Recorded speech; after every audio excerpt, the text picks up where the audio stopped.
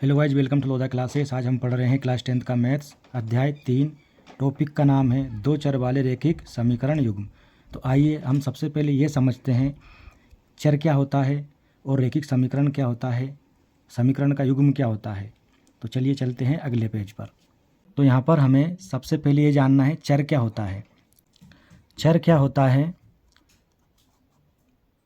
समीकरण में चर या चरों को अक्षरों x, y, z आदि से प्रदर्शित किया जाता है, जहाँ चर कोई भी वास्तविक मान धारण कर सकते हैं। यहाँ पर जो चर है ये कोई भी मान धारण कर सकते हैं।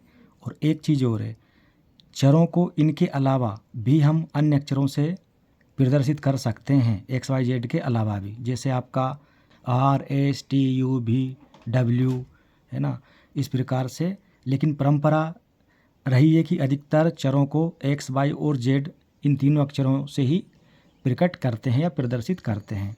उदाहरण के लिए हम यहाँ पर एक समीकरण लिखते हैं, जैसे 2x - 3 = 7। ठीक है।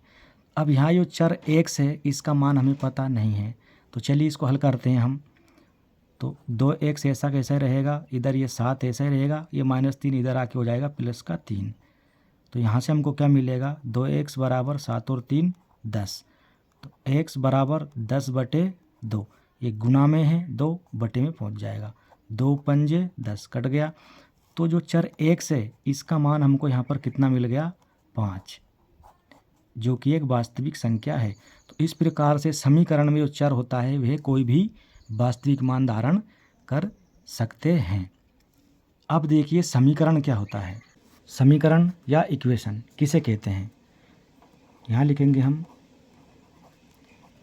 बीजी व्यंजक या बहुपदों को ही समीकरण कहते हैं जब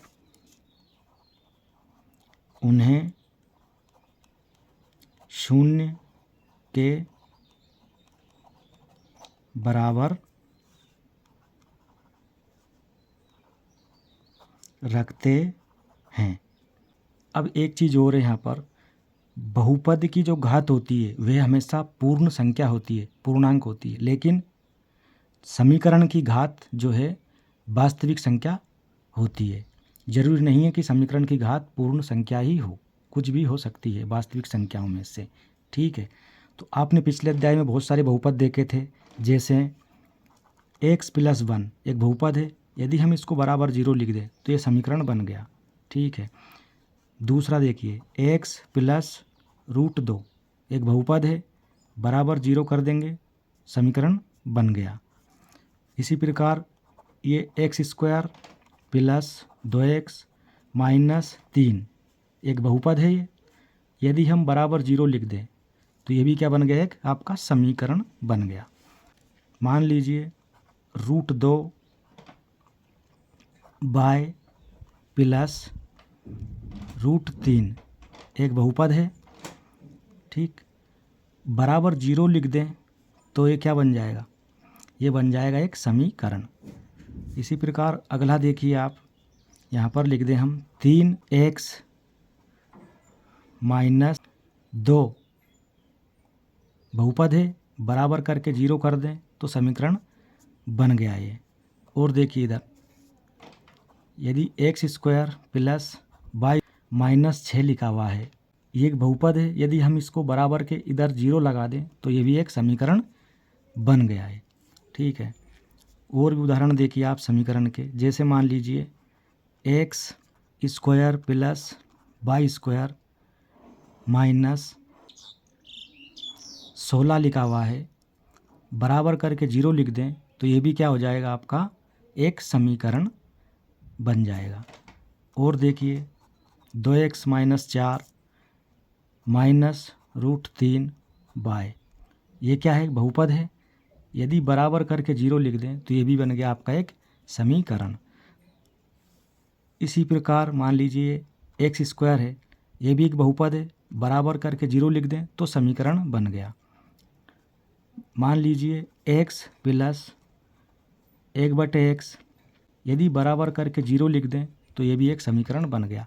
तो इस प्रकार से जो भी आपको दिखे एक व्यंजक के आगे बराबर का चिन्ह या दो व्यंजक इस प्रकार से लिखे हों, जैसे मान लीजिए x प्लस 5 बराबर x माइनस 2x माइनस 8, तो ये भी एक क्या होगा, समीकरण होगा। यानी ये बराबर का चिन्ह होना जरूरी है समीकरण में। ठीक है, यदि इस प्रकार से लिखा हो 2x माइनस 3 बराबर 8y माइनस 5, तो यहाँ भी एक बराबर का चिन्ह है ये, तो इस बराबर के चिन्ह की वजह से ही हम समीकरण कहते हैं। और इसकी ये जो साइड होगी इसको हम बोलते हैं लेफ्ट हैंड साइड और इसको बोलते हैं हम राइट हैंड साइड। और समीकरण में एक चीज़ और है, समीकरण की घात इस प्रकार से हो सकती है, जैसे x की घात 1/2 प्लस y की घात मान लीजिए दशमलव यहाँ पर 8 हो सकती है, बराबर यहाँ 2.3 हो सकता है।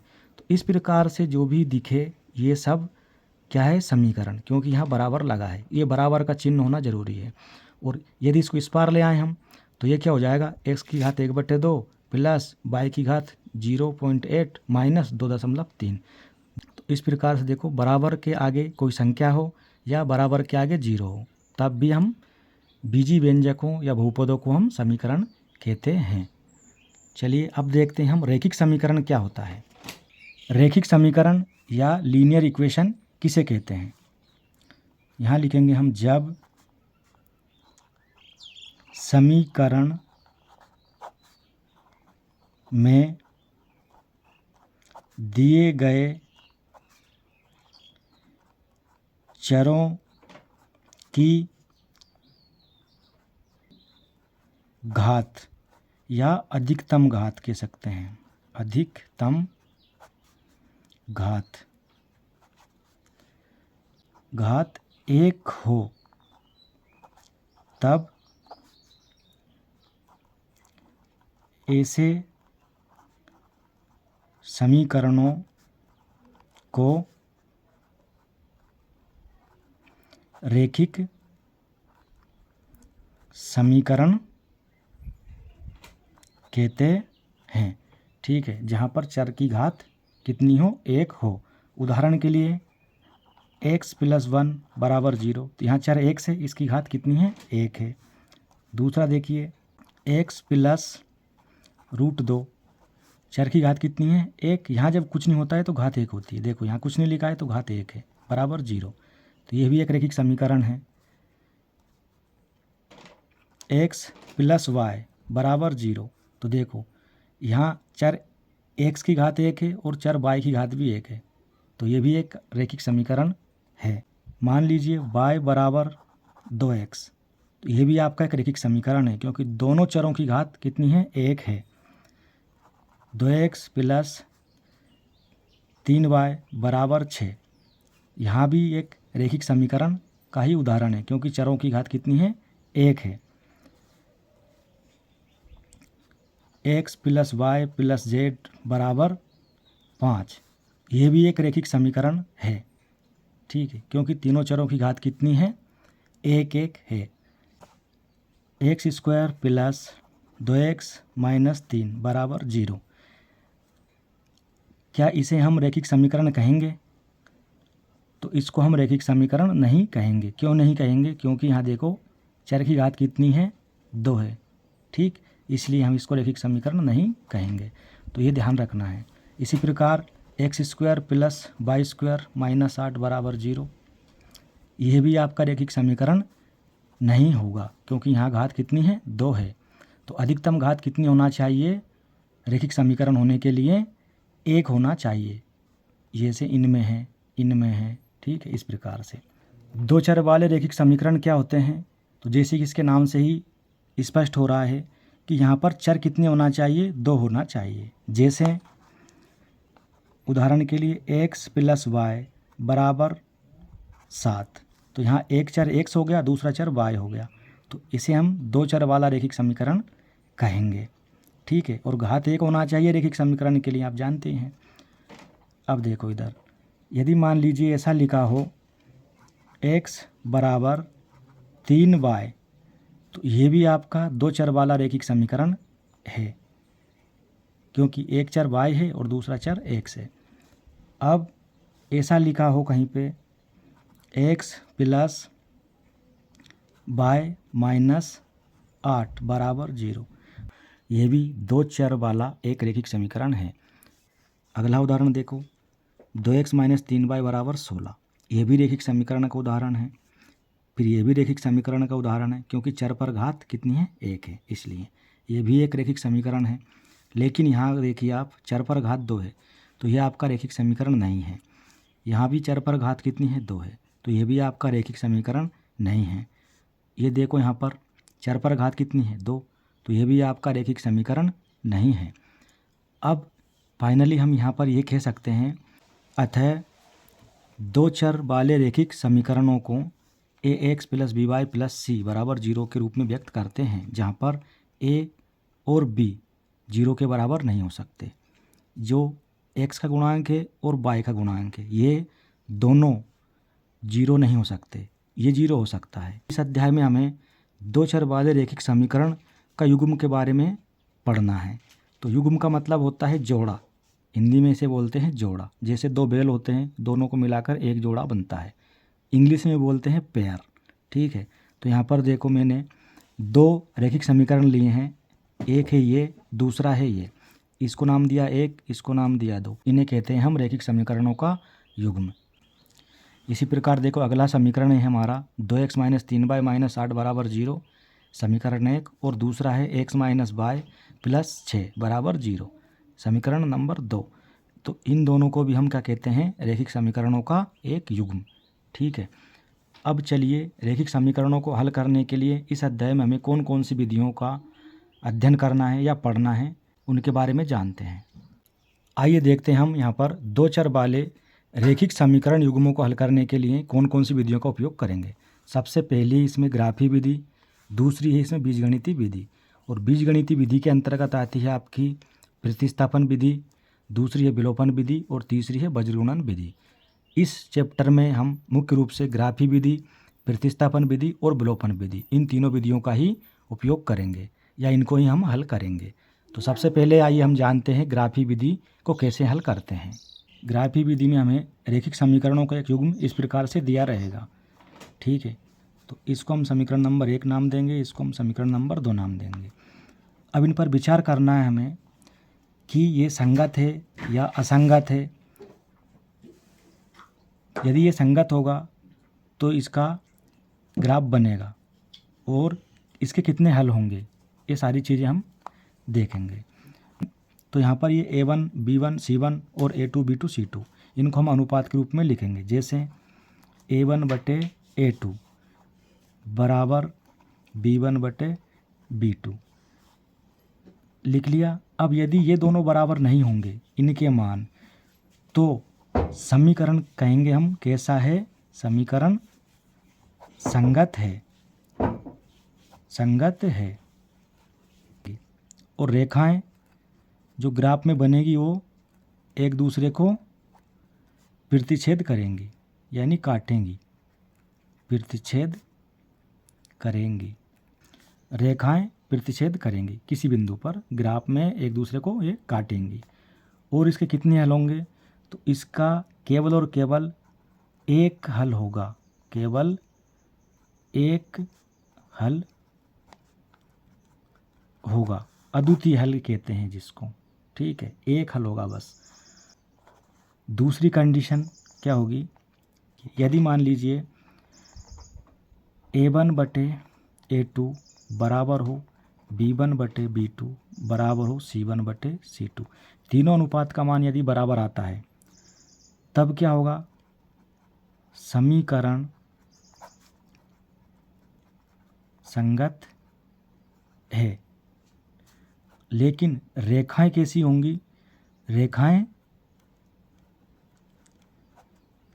संपाती होंगी, संपाती होंगी, ठीक। ग्राफ में रेखाएं जब बनेंगी तो वह कैसी होगी? संपाती होगी। कितने हल होंगे इसके? तो हम लिखेंगे इसके अनेक हल होंगे, अनेक हल होंगे। इस स्थिति में समीकरण के असीमित रूप से अनेक हल होंगे, ठीक है। तीसरी कंडीशन क्या बनेगी? देखो, A1/A2 बराबर B1/B2 not equal to C1/C2। इस स्थिति में समीकरण कैसा होगा? समीकरण असंगत होगा, असंगत होगा। और रेखाएं कैसी होंगी? रेखाएं समांतर होंगी। जब ग्राफ बनेगा और रेखाएं खींचेंगे तो उसमें रेखाएं समांतर होंगी, ठीक है। हल कितने होंगे इसके? कोई हल नहीं होगा, कोई हल नहीं होगा। तो ये तीन बातें आपको ध्यान रखना है, इसी से हम सवालों को आगे हल करेंगे। तो यहाँ पर हमने एक उदाहरण लिया है, रैखिक समीकरण युग्म x + 3y = 6 और 2x - 3y = 12 संगत है या असंगत है। यदि ये संगत है तो उन्हें ग्राफ द्वारा हल कीजिए। तो चलिए इसको हल करते हैं हम। ग्राफ बनाना 9th क्लास में आपने सीखा होगा। तो यहाँ पर देखो क्या दिया है, हमको उसको लिख लेते हैं। दिया है x + 3y = 6, इसको हम समीकरण 1 नाम दे देंगे। और दूसरा है हमारा 2x - 3y = 12, ये समीकरण नंबर 2। अब देखो, सबसे पहले हमें इसकी जांच करना है कि संगत है या असंगत है। तो अभी आपने देखा था, इसका पता लगाने के लिए हमें इनके अनुपात यहाँ पर निकाल कर उनको तुलना करना पड़ती है। तो जैसे इसको लेते हैं हम सबसे पहले समीकरण 1 से। A1 बराबर कितना है? A1 बराबर क्या होगा? जो x का गुणांक होगा वो, तो इसको हम 1 लिखेंगे। इसके गुणा में कुछ नहीं है तो यानी 1 है। फिर देखो ये B1 बराबर 3 है और ये होगा C1 बराबर 6। अब समीकरण 2 से, समीकरण 2 से यहाँ भी हम तुलना करेंगे तो देखो क्या होगा। ये 2 जो है x का गुणांक है तो ये होगा आपका A2 है ना, बराबर 2। B2 क्या होगा? ये -3 और ये C2 होगा 12, ठीक है। अब इनको हम अनुपात बनाकर लिखते हैं। देखो कैसे? A1/A2 क्या जाएगा आपका? 1/2 और B1/B2 क्या होगा आपका? 3/-3। ये 3 से 3 काट दो एक बार में, तो यहाँ से हमको मिलेगा -1, ठीक। अब देखो हमारी जो पहली कंडीशन होती है वो क्या होती है? ये होती है A1/A2 not equal to B1/B2। यदि ऐसा हो तो समीकरण संगत होता है। तो यहाँ मान रखते हैं, देखो A1/A2 का मान कितना है? 1/2 नॉट इक्वल टू B1/B2 का मान -1 है। तो वास्तव में ये कंडीशन हमारी सही है, क्योंकि 1/2 -1 के बराबर नहीं है। तो यहाँ हमें ये पता लग गया कि हमारा समीकरण कैसा है, यहाँ पर हमारा समीकरण कैसा है, समीकरण संगत है, ठीक है, संगत है। और जब समीकरण संगत है तो हमको इसका ग्राफ बनाना है। चलिए सबसे पहले हम समीकरण 1 को लिखते हैं यहाँ पर। समीकरण 1 से, समीकरण 1 क्या है हमारा, x + 3y = 6 ये है। इसमें हम सबसे पहले x = 0 रखेंगे। यहाँ लिखते हैं हम x = 0 रखने पर, इसमें हम x की जगह 0 रख दें तो ये 0 + 3y = 6। तो यहाँ से मिल जाएगा हमको y = 6 और ये गुणा में है तो ये बटे में आ जाएगा 3, तो 3 दूनी 6। तो यहाँ से हमको मिल गया y = 2, ठीक। एक तो x का मान 0 हो गया और y का मान 2 आ गया। फिर हम रखेंगे इसमें y = 0, y = 0 रखने पर, ठीक। अब देखो x ऐसा ही रहेगा प्लस 3 और y की जगह 0 रख दिया बराबर 6 हो गया। तो x प्लस ये पूरा 0 हो जाएगा बराबर 6। अब यहाँ से हमको मिलेगा x = 0 तो हट जाएगा और 6 मिलेगा ये। तो देखो x का मान कितना आ गया 6, जब y कितना था 0 था। तो हम यहाँ पर इसको इस प्रकार लिखेंगे, एक बॉक्स बनाकर ऐसे यूँ, ये x और ये y, ठीक है। जब x = 0 रखा हमने तो y का मान कितना आया था, 2 आया था, ये देखो।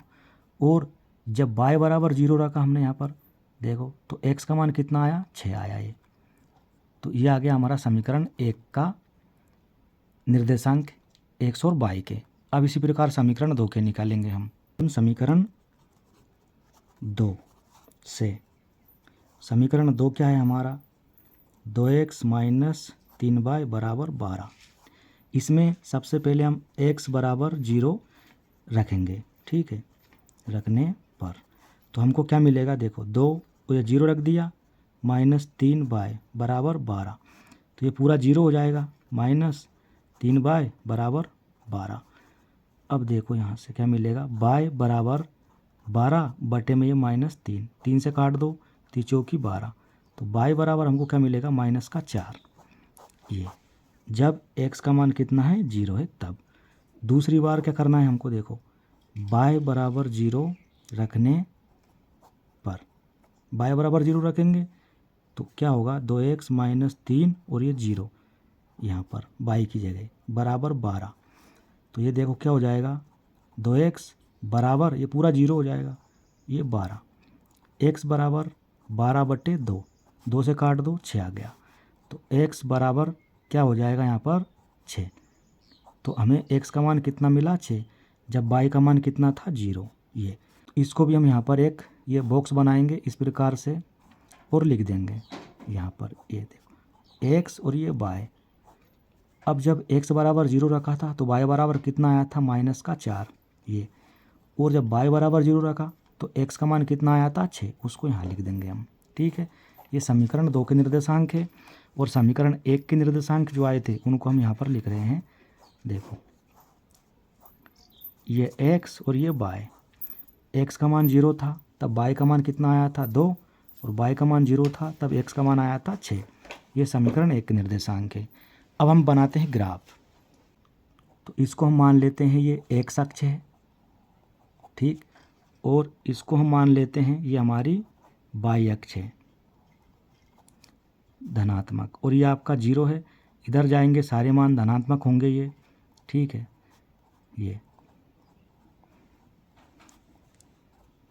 ये इधर इसके धनात्मक मान होंगे y अक्ष के,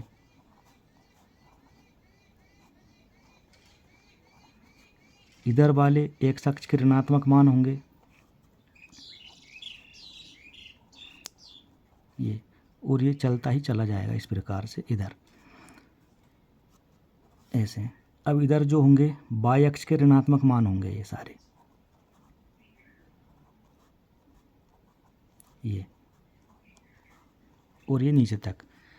अब देखो समीकरण 1 के निर्देशांक को, x का मान 0 है तो x का मान 0 x अक्ष पर यहाँ पर, ठीक है, और y का मान 2 कहाँ पर है, ये यहाँ पर। तो इसके निर्देशांक क्या हो जाएंगे, हम सबसे पहले x का मान लिखेंगे, कितना है 0, और y का मान 2 है, ठीक है, इस जगह यहाँ पर। अब ये हो गया, इनको देखो, अब x का मान 6, x का मान 6 कहाँ पर है, देखो इधर यहाँ पर ये रहा, और y का मान 0, तो x अक्ष पर y का मान 0 होता है, यहाँ पर y है ही नहीं तो 0 होगा। इसको हम लिख देंगे यहाँ पर, देखो x का मान 6 है और y का मान 0 है, यहाँ पर ये निर्देशांक 6, 0 हो गए। अब समीकरण 2 के देखो क्या है, x का मान 0 तो यहाँ पर ये है, और y का मान -4, तो y का मान -4 यहाँ पर है, तो इस पॉइंट के निर्देशांक हो जाएंगे 0, -4। और दूसरा x का मान 6 है और y का मान 0 है, तो देखो x का मान 6 यहाँ पर है और y का मान 0 वो भी यहीं पर है, तो दोबारा लिखेंगे नहीं इससे अच्छा, क्योंकि लिखा हुआ है। अब इनको हम मिलाएंगे, देखो इससे इसको हम मिलाते हैं इस प्रकार से, तो एक ये रेखा यहाँ से गुजर कर जा रही है इन दोनों बिंदुओं से, ये ठीक, ये कौन सी रेखा है, ये आपकी 2x - 3y = 12। इस समीकरण के लिए ये रेखा बनी। फिर दूसरा हमारा इधर से एक रेखा आई यहाँ से, ये इस प्रकार से, और इस बिंदु को काटते हुए यहाँ पर, इस रेखा को काटते हुए यहाँ से इस बिंदु से इधर आ गई। तो ये जो रेखा है हमारी, इसका समीकरण क्या है, x + 3y = 6। इस रेखा का समीकरण ये रहा और इस रेखा का समीकरण ये रहा, और दोनों रेखा आपस में इस बिंदु पर काटती है, जिसके निर्देशांक है ये 6, 0। तो यही इसका आंसर होगा, 6, 0, ठीक। तो यहाँ से हम x = 6 और y = 0 लिख सकते हैं। ये हो गया इसका आंसर। तो कमेंट बॉक्स में कमेंट करके बताइए ये वीडियो आपको कैसा लगा। अच्छा लगा हो तो लाइक करें, शेयर करें, चैनल पर नए हैं तो सब्सक्राइब करें। धन्यवाद।